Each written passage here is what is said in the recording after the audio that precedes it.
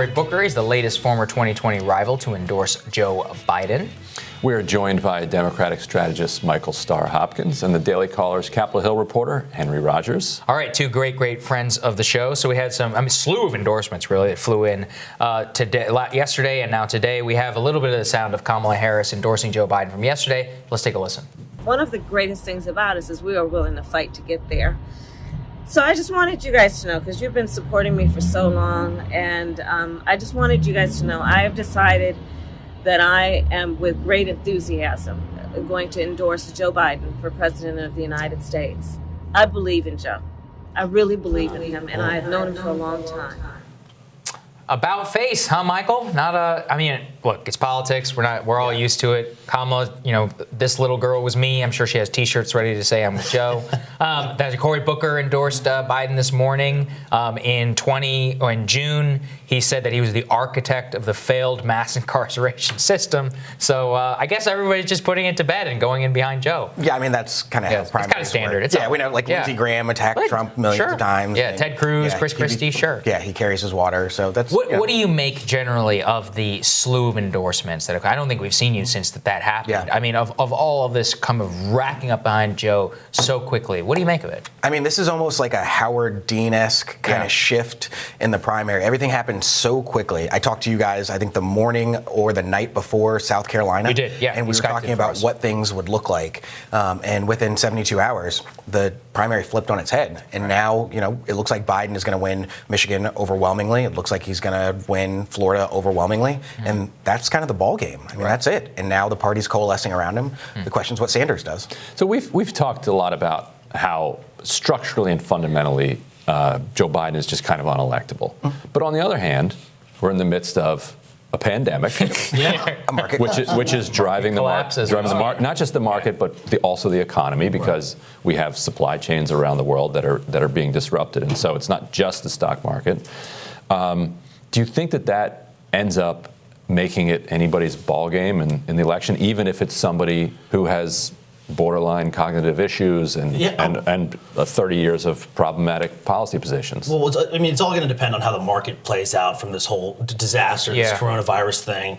Obviously, Joe Biden could, in my opinion, he's on top to win this primary and go on to take on Trump. I still think that Trump will win the election. I'm still set on that. But I will not be set on that if I continue to watch the market tank. Right. If we go into a full-blown recession. If we see a recession happen, it's over for Trump, because he's riding on the economy. He's riding into this election on the economy, numbers at an all-time low, unemployment numbers at an all-time low, et cetera.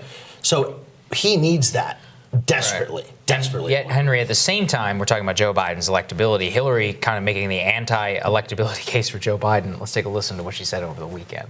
What Joe's victories on Super Tuesday showed is that he is building the kind of coalition that I had, basically. It's a broad-based coalition. I finished most of the work I needed to do for the nomination on Super Tuesday, and then it kind of lingered on. And I think Joe is on track to doing exactly the same thing, putting together a coalition of voters who are energized. Putting together the same coalition? You don't really want the Hillary coalition, do you? Well, maybe for the primary, but not necessarily. You want the Hillary I saw that, coalition. I was like, good Lord. You want the Hillary does she coalition have no self-awareness? Plus. Yeah. You want the Obama coalition is what you really want. You want to be able to win a supercharged African-American vote. You want to be able to win moderates, and then you want to be able to pick off some of those progressives. But a lot of progressives don't actually vote. So, you want to kind of create this broad tent electability. Yeah. That's what Biden has been able to do in the last week or so. I thought it was funny. I think Hillary always thinks she's the front and center spotlight candidate. She acts like she still won this election. She's sitting here she has all my voters. Because that's going to really make Joe Biden win this election. Is all of her voters. She did so well last election that maybe this will boost Biden into victory. Yeah, it's almost like an anti-endorsement, isn't it, Henry? It kind of hurts, right? It's strange though, Michael. You see. You've always been more sympathetic to that side. Where is the acknowledgement of the weaknesses of Joe Biden? This is something that baffles me. I did my radar on this morning. I mean, you're talking media people out there saying it's a Russian conspiracy theory to talk about Joe Biden's mental decline. And I'm like, I'm sorry. I played clips of all of them back in November and in June saying the exact same thing on their networks. Yeah. And so, like, where is the acknowledgement of the fundamental structural weaknesses of the Biden campaign? I mean, look, you've always been clear on this. Why are people not acknowledging it, just brushing it all to the side? I think we spent the first 8 months of the campaign acknowledging that Biden now is not who he was, 10 years ago. But when you look at kind of where we are in the race now, Sanders was the front runner, and the American people have overwhelmingly rejected Sanders. And they've said that, Bernie is not. I'm not sure that's fair yet. I mean, it's not done yet, right? Sanders, it looked like this was a runaway election. Sure. And when it became time to decide whether Sanders was going to be the nominee or not, African Americans came out overwhelmingly. We're now seeing moderates come out overwhelmingly and picking Joe Biden to ensure that Sanders doesn't go into the general and lose it. And I think that's interesting. You have a guy who had a heart attack, and people are saying, Biden, we would rather have Biden go up against Trump. Right. Henry, I do think Bernie's still in this race. I'm not, and I do want to make that clear. I do think it's possible. I think Biden could easily enter these debates, screw up massively. He gaffes every time he goes out. He's a walking gaff machine. He can't form a sentence. Yesterday he said he wants to reelect Donald Trump. He doesn't know. Well, we all know that's not what the clip. He doesn't know what state he's in. So I'm just saying that there's a lot of things that could happen from now until Election Day that could put Bernie ahead of Biden. Yeah, I mean, that's the key, right, Michael, which is that we still have this debate. There's the debate, I think it's in between Michigan and Florida on the 15th before the 17th. And to your point, you're right, which is there's been an overwhelming consolidation of the moderate suburban vote. The real question is that enough to win?